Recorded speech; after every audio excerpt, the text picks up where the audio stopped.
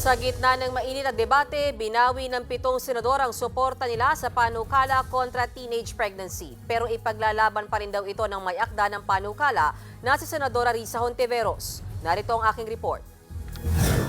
Isa-isang sumulat ang 7 senador kay Senate President Chis Escudero para bawiin ang suporta nila sa Senate Bill 1979 o ang Prevention of Adolescent Pregnancy Bill. Sila Senador G.V. Ejercito, Nancy Binay, Cynthia Villar, Bongo, Jinggoy Estrada, Bong Revilla at Loren Legarda. Kahit naniniwala silang kailangang solusyonan ang pagdami ng teenage pregnancy sa bansa, dapat daw magkaroon muli ng dialogo ang mga stakeholder para sa mga maling akala sa bill. Baka mas maganda pag-aralan, ano ba talaga yung tamang solusyon pagdating dun sa problema. Hindi naman daw sang-ayon si Senador Go sa anumang makasisira sa halaga ng pamilya at sa pananampalataya ng ating mga kababayan. Huwag idikta kung ano ang ituturo sa mga bata. Pagpapakita naman ng respeto sa pagkabahala ng ilan ang naging desisyon ni Senator Villar. Ganito rin ang dahilan ni Senator Revilla. Siyempre may apo ako, may anak ako, we have to protect them. Si Senator Estrada naman, hindi pabor na mawawalan umano ng kontrol ang mga magulang sa sex education. Naiintindihan naman daw ito ng may akda ng panukala na si Senator Risa Hontiveros. Plano raw niyang maghain ng substitute bill.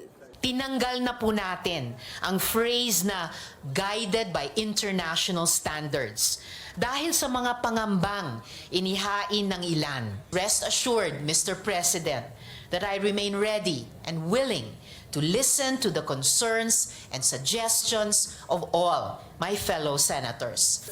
Sabi naman ng DepEd, suportado pa rin nila ang intensyon ng panukala na maiwasan ang teenage pregnancy. Maraming bata na nabubuntis na hindi nila alam bakit sila nabuntis.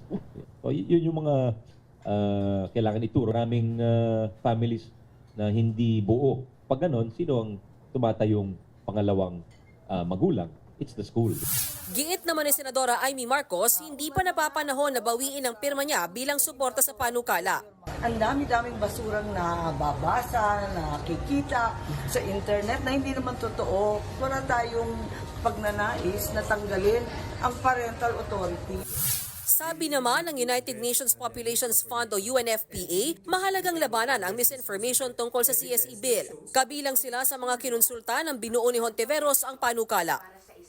The CSE does not support early sexual initiation. There is the 2015 Global Review on CSE, which confirmed that sexuality education does not hasten sexual activity, but in fact has a positive impact on safe sexual behaviors.